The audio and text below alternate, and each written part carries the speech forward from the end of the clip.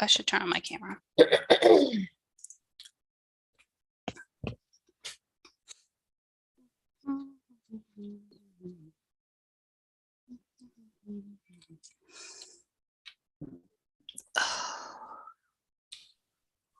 All set. Awesome. Thank you so much, Maggie. Sure. All right, we're ready to go for this working session.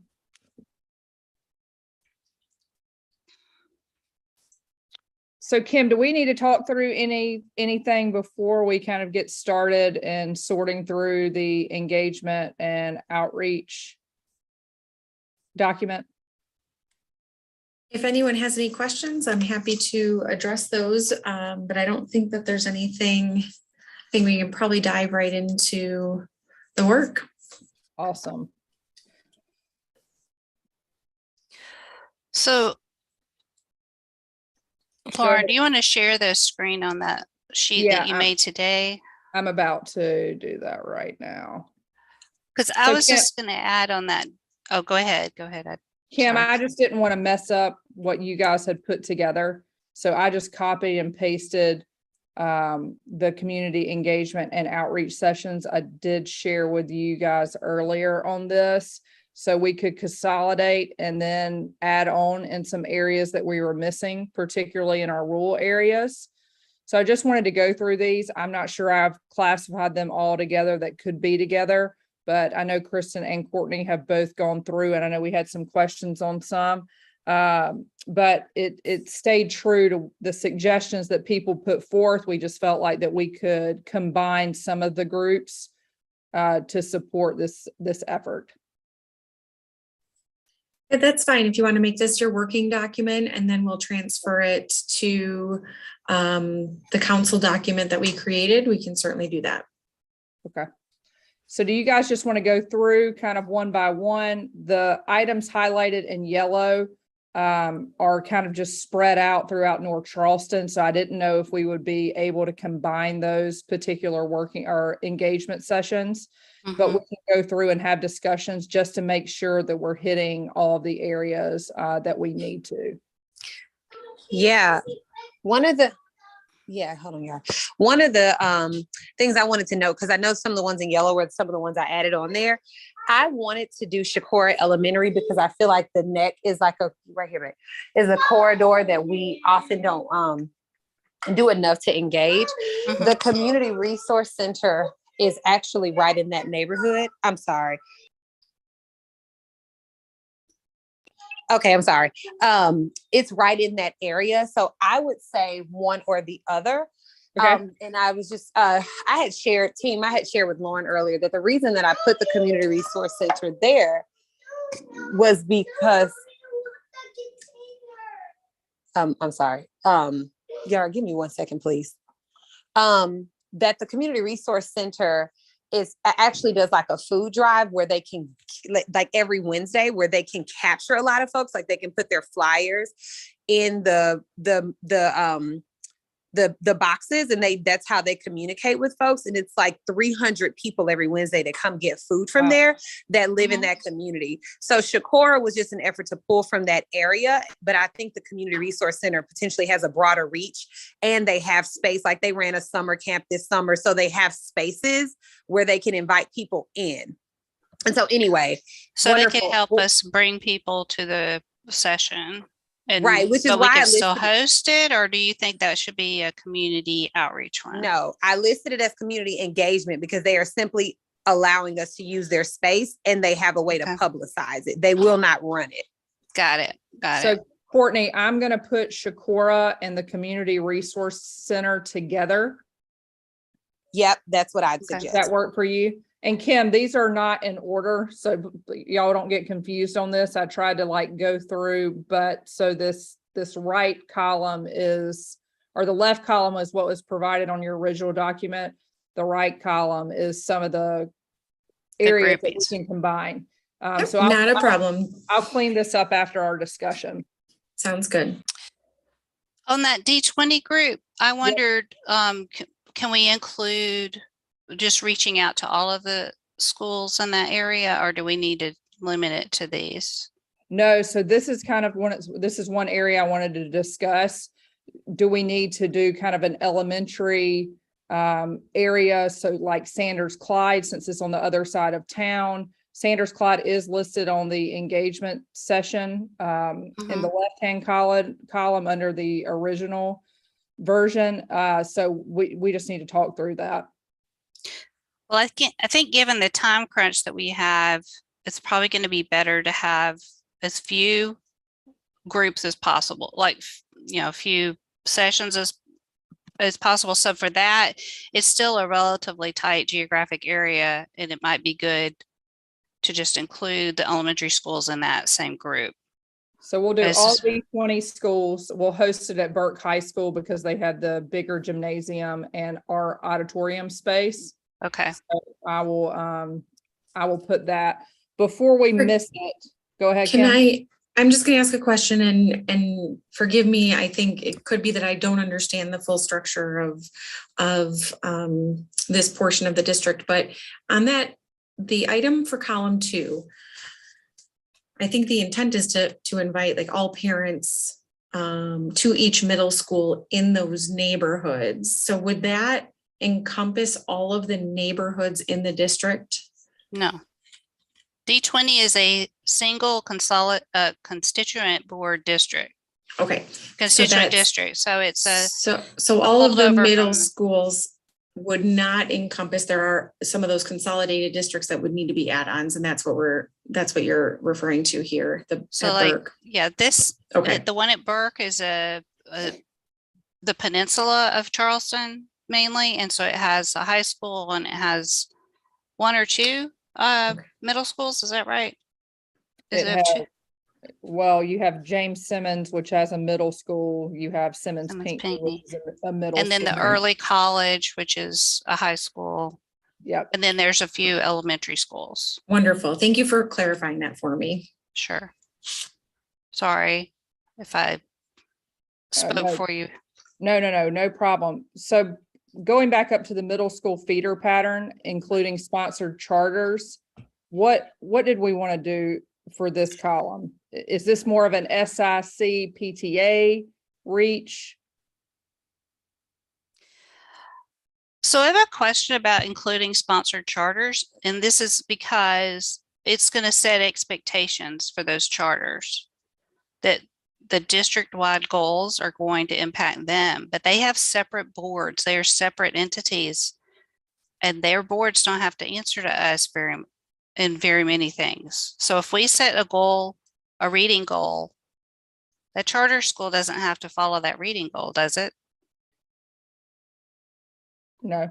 So I'm concerned that if we include sponsored charters in this goal setting, we're going to set expectations for them that their school has to answer to our goals.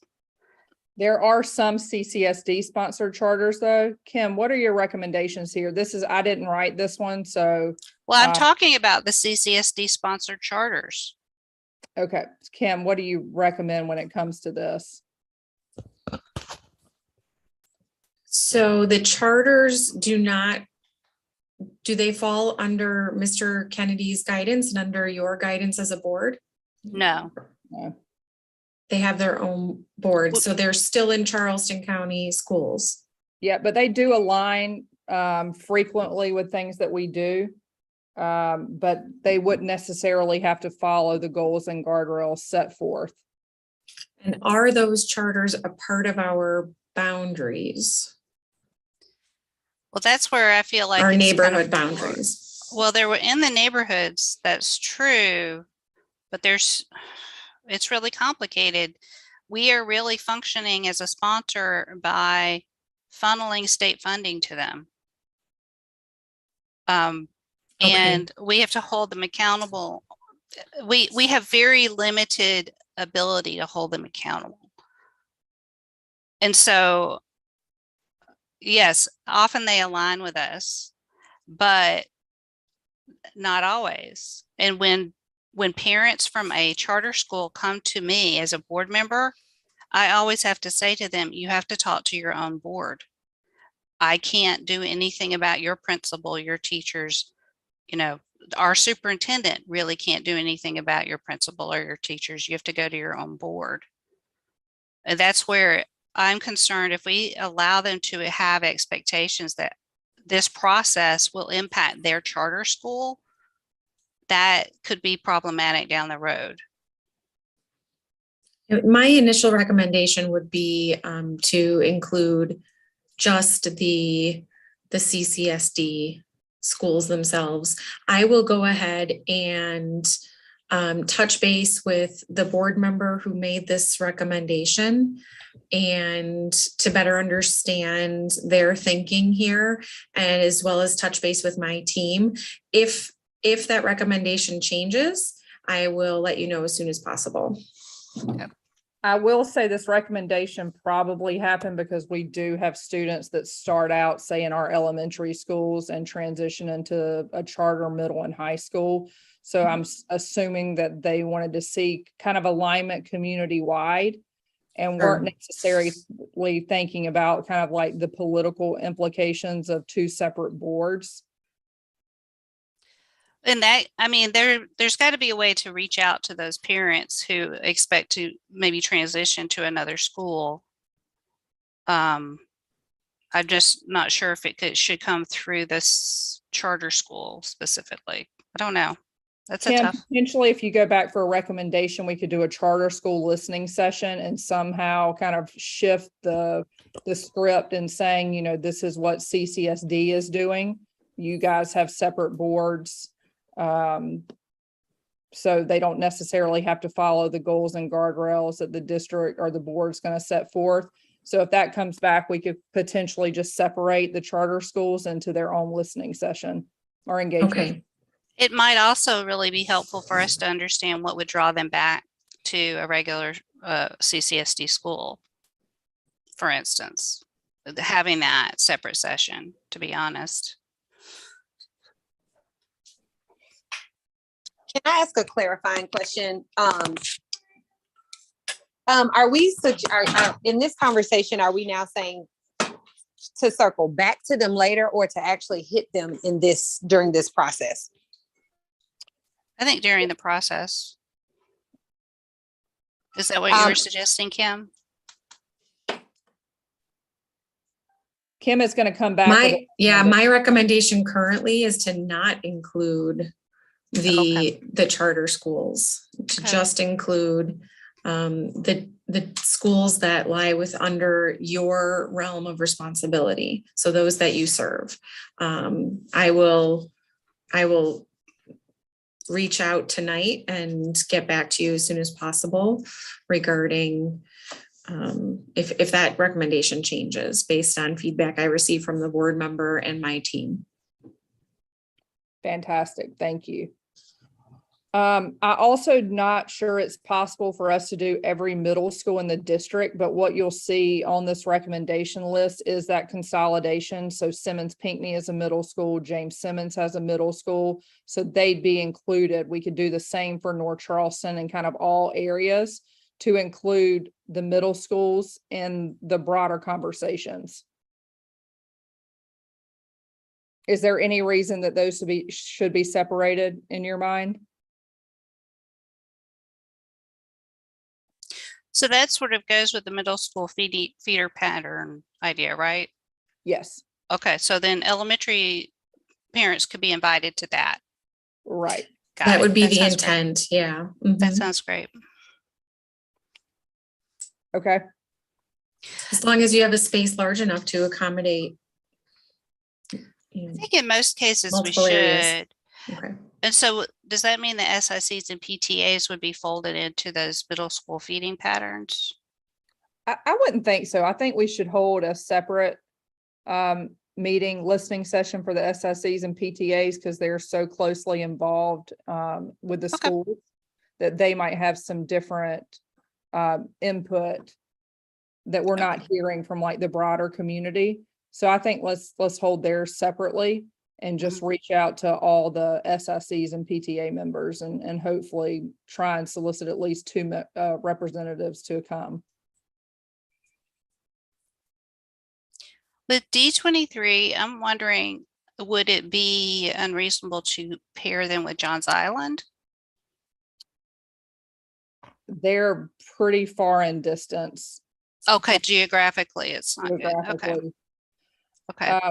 Courtney, and I think you went on these site visits. My question here is, would the best location be Baptist Hill or what's the elementary school? E.B. Ellington No, Minnie or White, Minnie Hughes. Minnie Hughes, yes. Yeah, I would do Baptist Hill mainly Okay. because so many people still feel a connection to Baptist Hill. It may draw more people Mhm. out. Okay. Okay, and then E.B. Ellington's on the other side of that area. So I think both would be feasible to do. So instead of breaking these up, we'd hold 2 sessions in D23. We'd have 2? Okay, Yep, one at Baptist Hill and one at E.B. Ellington. okay. Okay, So that's gonna be 2 sessions. Let me see. 2 sessions. Got it. Oh, I see you're writing it in. Okay. Kristen, I agree with you on your recommendation, so I'll clean this up. We'll do a nonprofit listening session and a political. Okay. Courtney, does that work for you? So yeah, I'm totally fine. I'm pretty neutral on it, but my question, I'm just thinking about logistically condensing them even more and wondering why we wouldn't just have them all together rather than making that designation. Are you concerned that maybe the political voices would overtake the nonprofit? Because I'm actually wondering how much other governing Well, if bodies, I guess I'm sorry, go ahead, finish. I'm wondering how much other elected officials would even engage, given that it's campaign season. And I'm wondering if it'll just be a room of 4 people and why couldn't they just go with the others? So you say instead of the 2 NPO groupings? Yeah, I mean, I'm just thinking from a numbers and like resources of our time. Mhm. Or are you you talking know, about the city council and mayor's thing? No, we're talking about like the QEPs and the coalitions and E3s, Low Country Parents Association, that we could group them with like nonprofit partners and just have one Right. instead of 2. nonprofit partner, not really a political one. Yeah, Well, I guess the reason I wanted to stress political for some of these NPOs is that partners suggest they're doing something with the district to support students. And a lot of, you know, I feel like like organizations like QP, League of Women Voters, Coalition for Kids are mostly talking about education, what the district should be doing, and holding political forums, sometimes endorsing candidates. And so that is seen as separate from the district, whereas partners have a little bit more engagement with the district in terms of trying to help, like with after school programs and things like that. That's why I was trying to separate them in that way. I don't necessarily have a problem with grouping all of these groups together, but I wouldn't want to call it a partner group. Let's just call it NPO group if you don't want to call it political. so I'll go back through and classify these correctly, so they're listed as political, and we can just group them together in the same engagement session, if that works for you guys. Chris, what Kristen just shared makes sense to me. So if they're separate, that's fine. I'm also fine with however you want to do it, Lauren. That distinction was helpful. And I do think it's important to make sure that voices who want to lead the conversation have a separate space than voices that actually are engaged in the work. Mm-hmm. All right, so we'll do 2 sessions then. One, a partner session, so nonprofits that are working with kids within the district, and a political. We can combine the political, so like our coalitions, our QEPs, with the other city councils and mayor forums. Does that work for you guys? That sounds good. And in that case, I would probably take CCEA and CTA out because it's more staff oriented. Is that a problem? Are they too political?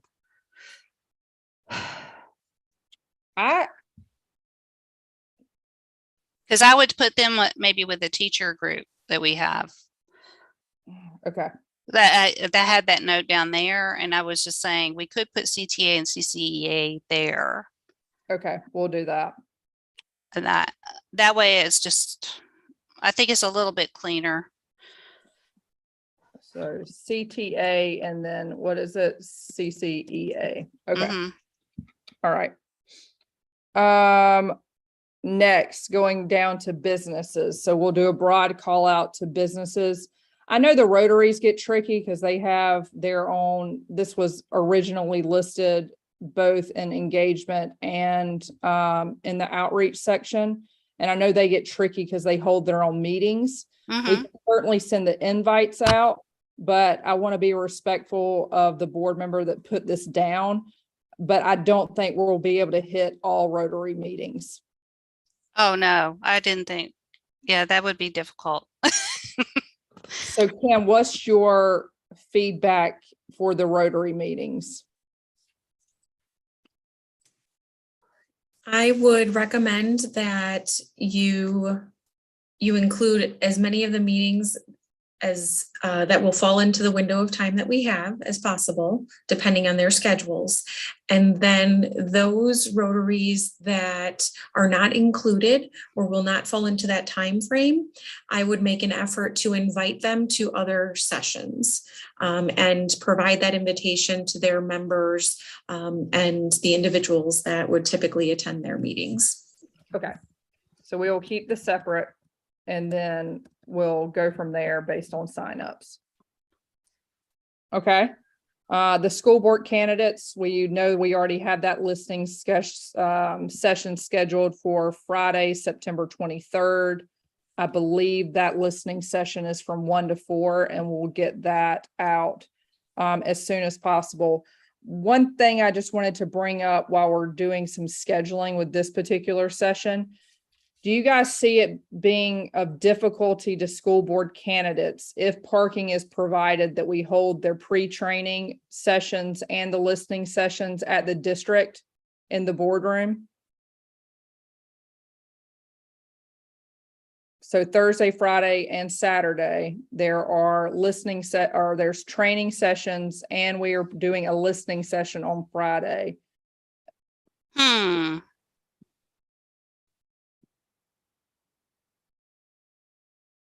I think it's a good space if, as long as we provide the parking, I think that's the only thing that might be difficult. Yeah, I spoke with Julie about that already, and that's not an issue. Okay. Courtney, do you see any issues with that?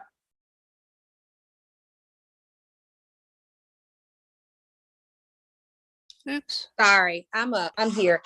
I was actually gonna ask you, are you saying that the school board candidates have to already be there Thursday, Friday, and Saturday? No, they can pick a session to attend. They can come on Thursday, they can come on Friday, or they can come on Saturday, all at different times based on schedules. There's one afternoon session, an evening session, and a morning session. And then the listening session is from 1 to 4, or the engagement sessions from 1 to 4 on Friday. So there's going to be a variety of different times, but logistically speaking, it's easier for us to set up the boardroom for these training sessions versus trying to get into a school, for instance. Mhm. Do you think that that would cause any complications for anyone running? I would think they'd be happy to be invited to the district for a conversation. Okay. Okay. So I'm a little confused so Thursday and Saturday, those are the training times, correct? The workshop training? Kim, do you have that schedule handy? Yes, so we have essentially there's school board school sessions from 5 to 8 on the 22nd, from 1 to 4 on the 23rd, and from 9 until noon on the 24th. So the intent of that, anyone in the community is welcome, but the intent is really to get a better understanding of how the school board runs and the governance processes and goals and guardrails. We are going to take the September 23rd session, the 1 to 4 session on Friday, and we would like to specifically invite candidates to give feedback with a little bit more focus during that session on the goals and guardrails and really hear from them and where they're at. But it's going to be a school board school, but embedded in that is any candidates present. Let's have this conversation with them and hear from them as candidates as well as community members. Okay, so Friday is really more about a community engagement between the sitting board and candidates who want to be on the board. Correct. Okay, I just want to make sure I got that clear. Okay, good. So I asked Lauren, she said it would be okay to send out a save the date for that listening session. And I think I would like to include the training dates as well. So Kim, if you can give me just a brief description of those, that'll help. And then I was going to just send it out as a save the date with a follow-up when everything's more firm. Yes, and I think that you have that in an email from Lauren that was sent last week, but if you need additional, additional information, just let me know. Okay, thanks. Okay. So going down the list, the constituent boards, all of them are listed. We could have an engagement session for them like we're doing the SICs and the PTAs. The encouragement of 2 representatives coming from each constituent board, but obviously more can attend if they'd like. That sounds good. Would that be something that we could do at 75 Calhoun as well? Yeah, I think potentially. Okay.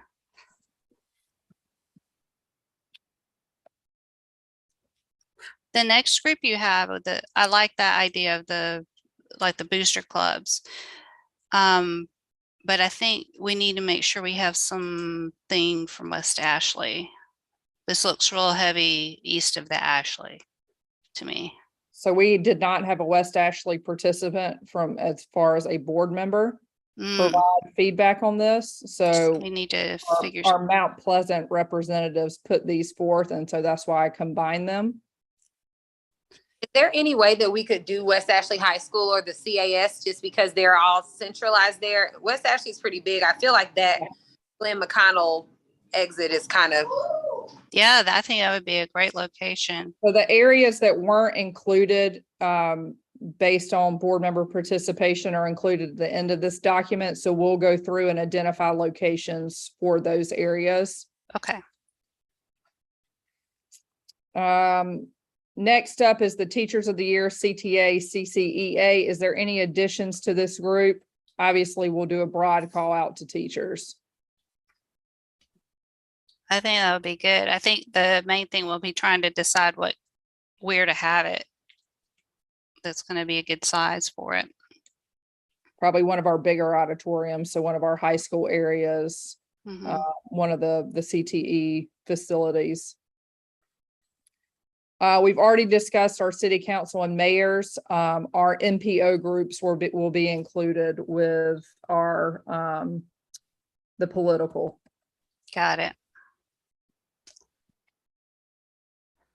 Okay.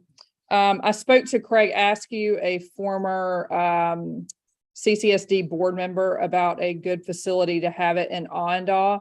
And he ultimately felt like the Awendaw Town Hall would be the biggest facility and most accessible to people.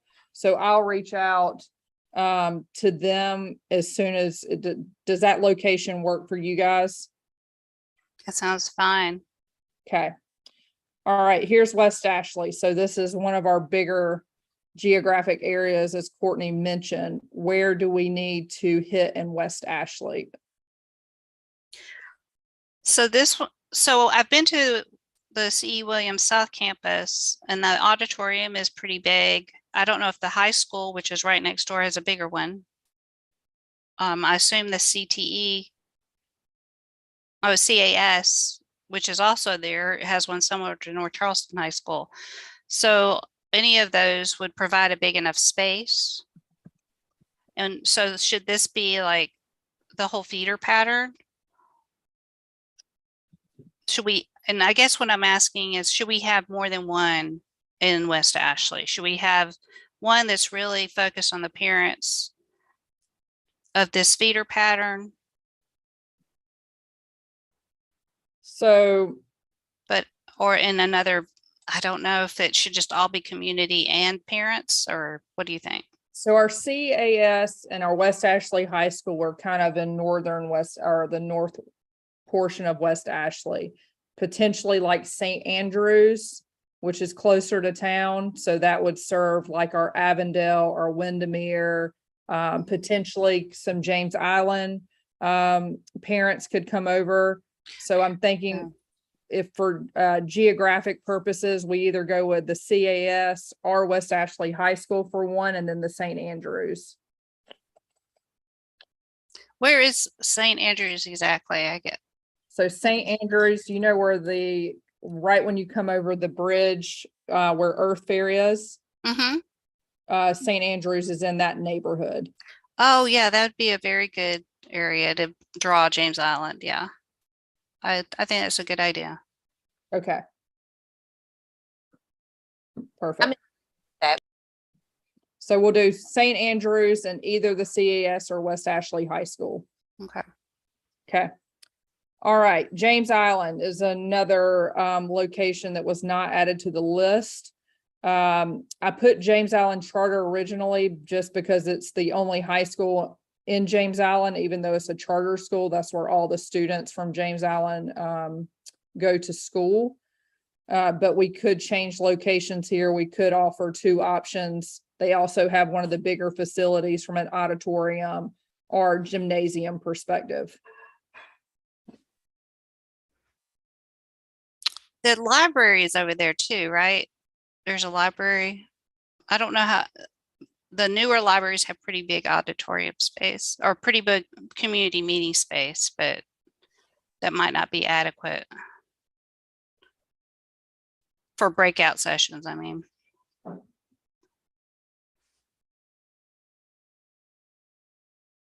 So we'll have the St. Andrews option for some of our closer areas in James Island. They can come over the bridge. It's a 5-minute drive. right. So we could potentially do James Island Charter or Camp Road Middle. I think I would prefer Camp Road Middle just because of the charter school issue, but if it's not a big enough space, I understand that need. I visited that school and I'm trying to think about their gym space. They do not have an auditorium space. I'll inquire about that. Okay. Okay. Miss Herderick, can Yes. you hear me? I'm having some connectivity trouble. Yes, I can hear you. Camp Road, I think would probably be sufficient. Maggie and I can work on that for you. There is a stage. You're right. There's not designated auditorium and gymnasium, but there is a stage in that new facility. So it might be set up well for you all. And then there'd be adequate space for a breakout session. We'd be glad to facilitate on your behalf. Awesome. Thank you. Sorry, Anita, I did not see that you were on, or I would have welcomed you earlier. I'm on I had only the short scroll bar on the top. So Oh, please, scrolling over.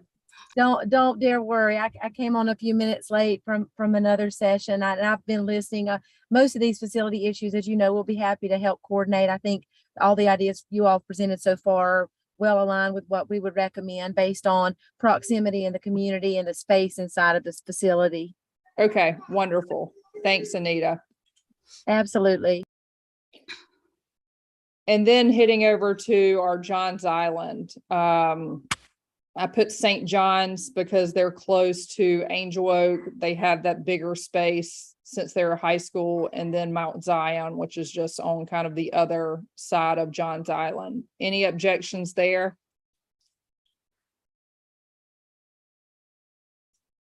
Nope. Okay. The One Beckham Foundation and the Park West, they were just added to kind of this booster groups up at the top, which will consolidate. Okay. Sanders Clyde was added up to all of our D20 schools. We did the SICs and the PTAs together. Same with Simmons Pinckney. For for North Charleston, also a very dense area. I think Stall and North Charleston High are either the CAS across from North Charleston High. We probably need to have 2 sessions there. Do you guys agree? Yes. Separate sessions. I really prefer North Charleston High School just to get Okay. people to the building versus just the CAS. Okay. Okay.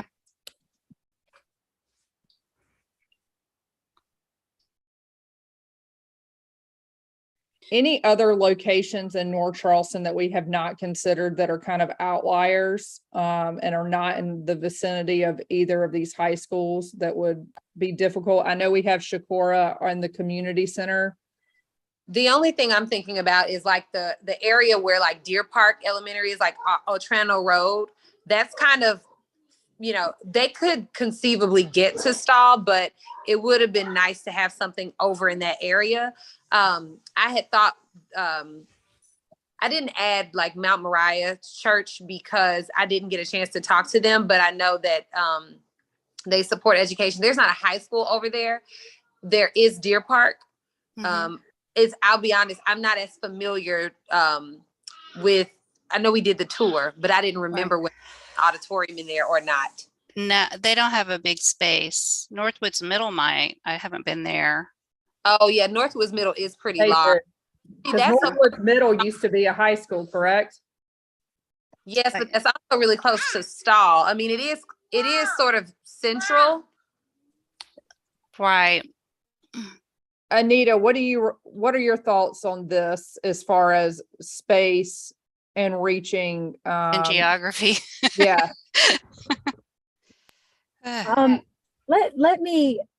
Let me consult with Maggie on that one. That one is a tricky just because of the various communities. Ms. Herderick, I was trying to think too what would reach the most families. Let me think on that and circle back with you. Okay, thank you. All right, and then the students of CCSD. How are we going to have broad reach? I really think that the CASs are a good place to have those because we have them in 3 different parts of the county, and that we're primarily, I assume we're primarily reaching out to high school students. We could conceivably include middle school students, I suppose, but since a lot of them will be familiar with the CAS anyway, it might be a way that we could get them involved. What do you think? I actually think that's a great idea because they're not actually all familiar with the CAS. I happen to know Oh, that well, a lot of them don't even know that that's an option. So that's just, I think, a good marketing opportunity as well. that's true. And we have bus service from the high schools to the CASs anyway. So we could probably try to find a way to utilize that to get them to the sessions. So this would be, we have a new CAS out in Baptist Hill, right? No, So it's there's just West Ashley. It Mount is. So it would be harder for getting out to the Baptist Hill community. Maybe we could have a separate session for them that's maybe even somehow paired with the adult session, but maybe in a separate room so that they feel more like speaking up. Okay. I'm not sure. I was thinking out loud. But I think after talking to a couple of people who were telling me about how difficult some students have how many difficulties some students have doing things after school, do you think we can hold these during the school day? And maybe that's a question for Ms. Huggins, because I know a lot of kids have to work and that would make it hard for them to stay after school to do something like this. I actually was thinking that myself, Dr. French, that to optimize student participation, I think that might be, and to make sure we have a good cross-representative group from all CCSD schools or high schools, in constituent areas, that might be the best way to proceed. I know the goal is to have these sessions in person. Might a virtual Zoom session, at least for students, be an option? Kim? You can do that, certainly. And there will also be, the option for survey completion as well. It's true. Perfect. But if we really want to have them, if this is a school event, like if this is an event that all the high schools are willing to participate in and allow their students to have that time away from their class, I hope that all students will feel free to come and participate. I don't want to force them to come also. But I appreciate the idea about flexibility for virtual as well. And so, Dr. French, it might be two-pronged, and I know time is of the essence, and we could think more about this. I typically would like to do so, but there might be an opportunity to ensure we get a cross-representative group to do a Zoom with at least 1 to 2 representatives from each school, again, to ensure every school was represented, every constituent area in the district. And then there might also be the opportunity to host an open session at each of the CASs for students, including middle school students. And we can think more about that and talk about it. But again, students are a key stakeholder group. They are the reason we do the work we do. So Right. being thoughtful about how we engage, but yet ensure all students have a voice is key. Some of the students from whom we need to hear the most, for example, may have challenges with transportation before or after school, and orchestrating such during the school day could also, be problematic. So I would suggest us thinking how we utilize technology in those breakout rooms via Zoom to think about having all schools represented, right? And then maybe offering some of those open sessions for folks to travel to if they're able, to do so. Do you think that we can provide transportation Dr. French, through the buses? we certainly can work with James Lynch and Jeff Baroe's team over at Bridgeview to think creatively about how we might be able to do that for students who aren't able to who don't drive or who access our bus services. We certainly could. Again, we just have to, think strategically about the timing of those sessions to make sure that, our normal school routes are covered. But certainly, I do think we would be able to work and to meet this need. Mm-hmm. Kristen, I actually liked your previous idea. If we could potentially mobilize 4 board members on the same evening, since we are hosting some of these at the CAS already at North Charleston High School, we could utilize the auditorium for parents and the gym for students and just hold the sessions together with. Oh, okay. We'd have to have 4 board members on site, but we could separate the groups. Well, that's the other part though. So some of the people that we really need to hear from, that it won't work for them because everybody in their family works. And so parents and students coming at the same time in a lot of situations isn't going to work. It was just one reason I suggested having the students do this during the school day. I actually meant to bring this up earlier in the process, and I'm sorry I didn't. We haven't really talked about whether or not we need to have sessions for parents that aren't at night. That's when they're taking care of their kids. That's some of them may have night shift work. I don't know what all of the barriers are, but those are things that that we may need to consider. And the other thing, just sort of thinking about the Baptist Hill situation, it might even be helpful to have the student session at the end of the school day, before the end of the school day, but coming up towards it, and then having the parent session right after, and seeing if just checking with Baptist Hill to see if that is a good fit for their community, then a pair of board members could do both sessions back to back. Or we could have two different pairs out there. We can decide how to do that, but I'm just trying to think about, it's a lot for us, but it's also a lot for our families to be able to even try to attend. And I think we're all probably in agreement that there's a lot of people that tend to show up. There's people that have a little more space in their day to do that, but there are some families that we really need to talk to that it's logistically very difficult for them to participate. And I hope that we can work with the principals to get a better understanding of what their families need. And that'll be a lot of this committee work. I think we all agree that we want to make sure that we're hearing from all constituents in this process. And if that requires some tweak in scheduling, a weekend engagement session, whatever it may be, morning and evening, afternoon, I think we can go through these various recommendations that we've put forth, determine location and determine timing.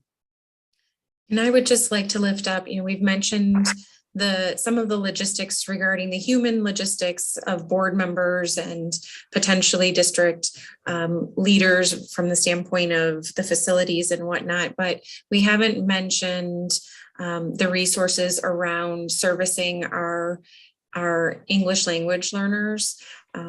So if we do have, I see you have a population that is specifically families and students that are Hispanic. Will we then need to also schedule some interpreter services, our bilingual liaisons, those sort of things? So keep that in mind as well.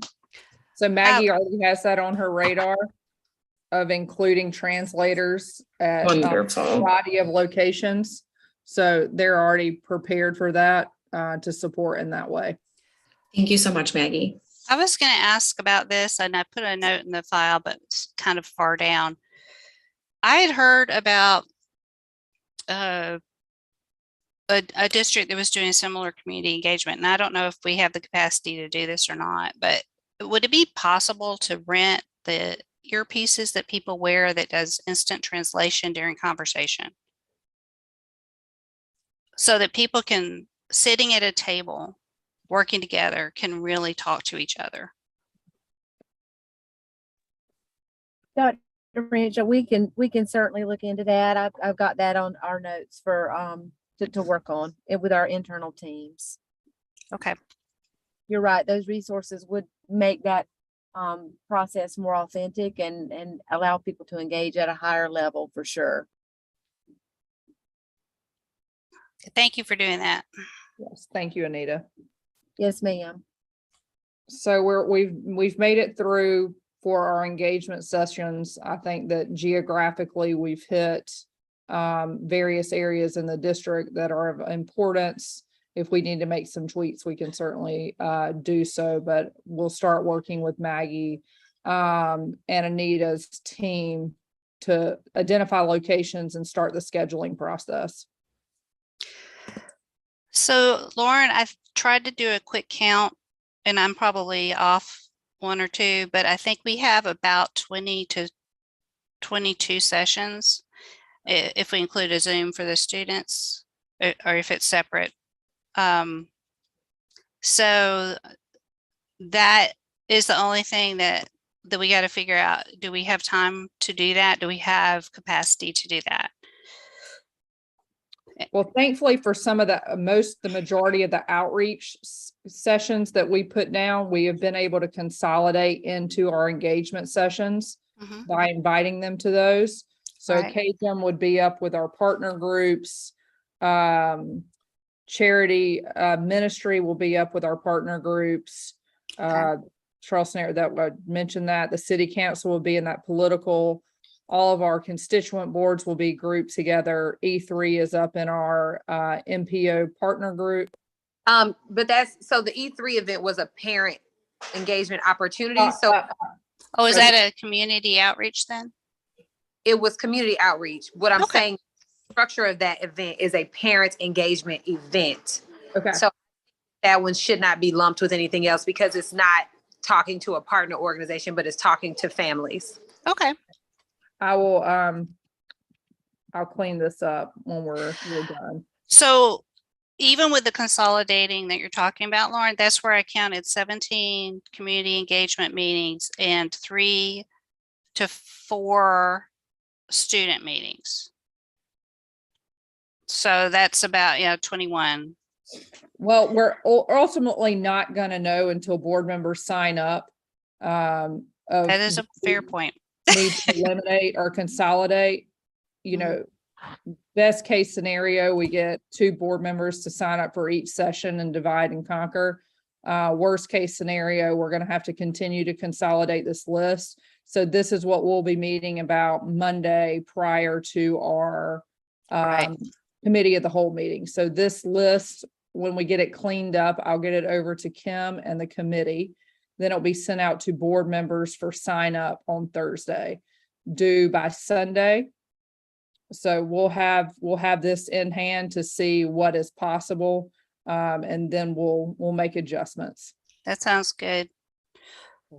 Whew. Yeah, it is a lot. It is very much a lot, but we're going to do the best we can. We are. We are the genesis of change. Yes. I am the genesis of change. We are the genesis of change.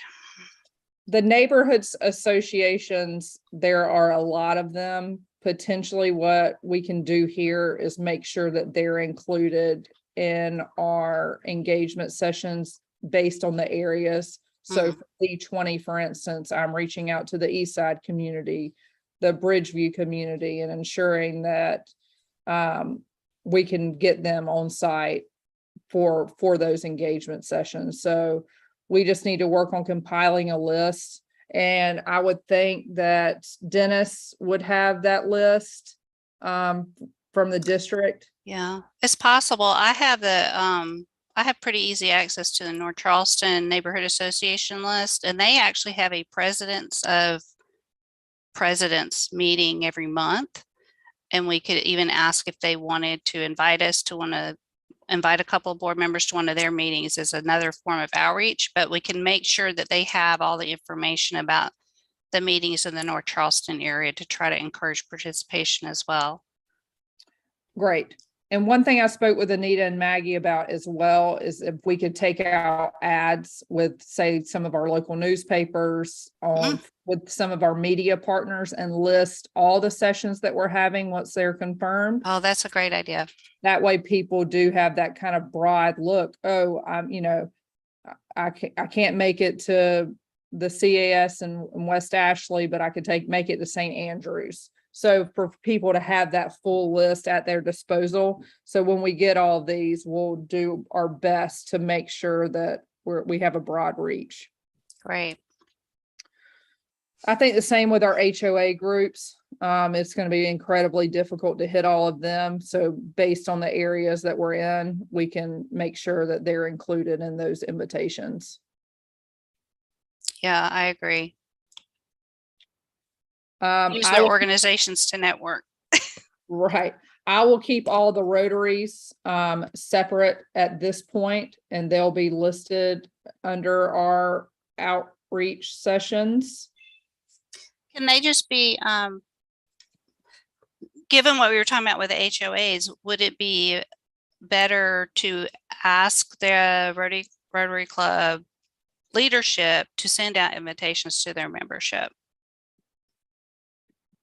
as opposed to trying to go to their meetings? Kim, didn't you want to stick with just keeping these? With the HOA groups, they're not very specific. I could not even imagine counting the number of HOA groups, but with the Right. Rotaries, they are pretty specific as far as location. Oh, okay. So would you recommend us keeping those, or are we? Yeah, I say keep them and see what happens from the standpoint of sign up. And then again, we can always invite them to other other meetings if there is not an opportunity for each of you to attend. Okay. So I will clean this document up. I'll get it over to Kim and Cindy so they're able to put it in their beautiful spreadsheet. It is beautiful. I love it. And then we will start working with Anita and Maggie on locations and getting this out to the public as soon as possible after the board members complete sign up on Sunday, and we review any gaps on Monday prior to the committee of the whole meeting. So speaking of that, we have promised Kim to put due dates to our timeline. So Yeah. that we need to move in that direction if everybody feels comfortable with what's on this document. I do. Courtney, do you see any gaps? Are you? No, I'm good. I'm Okay. good with it as is. Okay. All right, Kim, I'm going to stop my share and we can go to the timeline.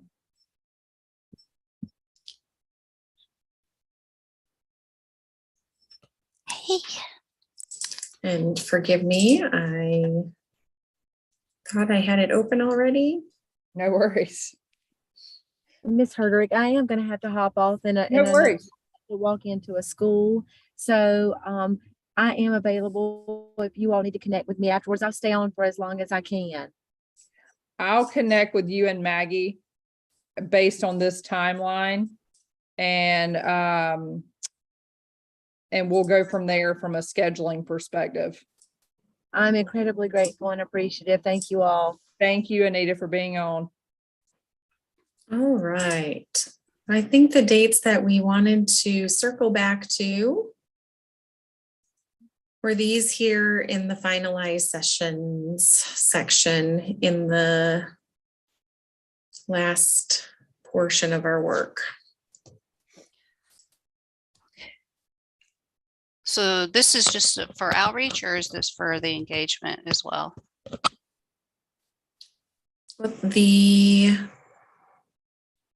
This is finalizing all of the sessions. Let's see So here. it looks like you have two sections. Yes, I'm sorry. This is for outreach. We've assigned the dates to the engagement. It was just down here in the outreach that we had remaining. Oh, I see. So the outreach is, I guess I was thinking that this was part of the work that we would do Monday before the COW to finalize the master list of the community engagement meetings. So if you would like me to use the same dates as the community engagement, let me come back up here. Because We have from 9/8 to 9/11 for the member sign up. Mhm. Right.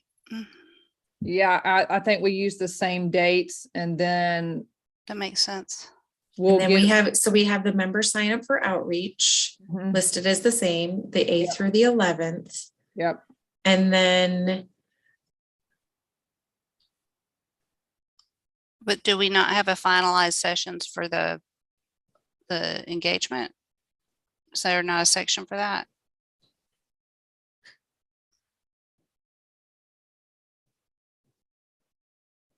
Or is that just step 4? let's see, yeah, I think it's just, pardon me. I think I didn't call it finalized sessions up here. I just called it make any adjustments. The finalizing looks a little bit different in the outreach because you're not in control. You're not the ones that are hosting or scheduling. It is, you then need to go out to those organizations and Got it. depending on if they're within the district or without of the district, they're going to look a little bit different. In order to ask, do you have a meeting in between these dates? And if so, may we speak? at your meeting? And then if you're not able to speak, what happens? How do we invite them, that organization, to attend? So let's talk about our Rotary, for example. If you ask the Rotary Club of XYZ, if you have dates in between, September 12th and September 13th, and they say no, then we would ask them, are you interested in hosting a special meeting? If so, get all of those logistical items organized and marked on your spreadsheet and on your columns. And if no, then we would invite them to an existing session that's already being held. Okay. So there is a little bit more of, because it's not our meeting to hold. I think by the 14th or 15th of that week. And I think what we can do as a committee is kind of divide and conquer here. So we can break up both the engagement and outreach sessions between us for coordination, just to make sure, because we still have to coordinate with someone, and it's going to be hard to separate this from the committee and have board members reach out. Mhm. So if the three of us can handle this, I would say by the 14th or 15th. Okay. But the people who sign up for board member 1, we should also tap on, Yes. to help with this, Yes. because that'll help a lot. Yeah.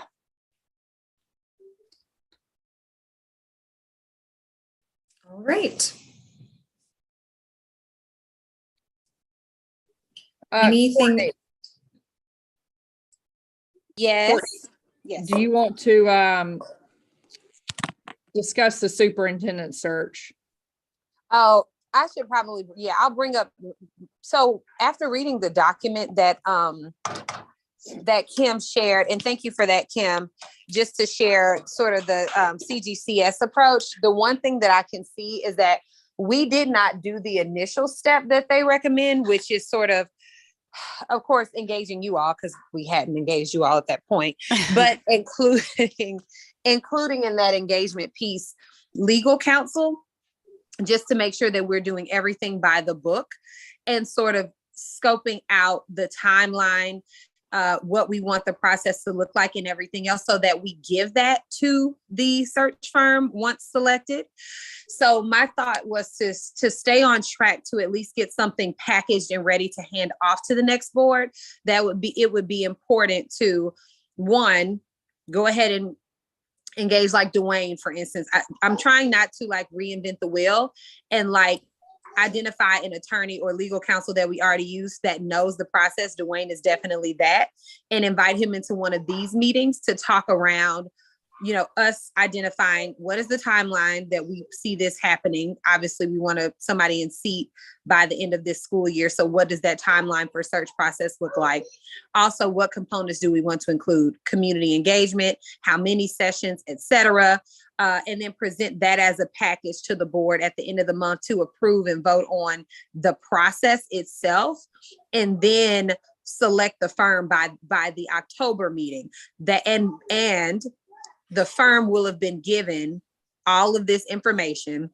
And then the second step, or the third step, is that the CGCS recommendation is also that the board engages the community and not the firm.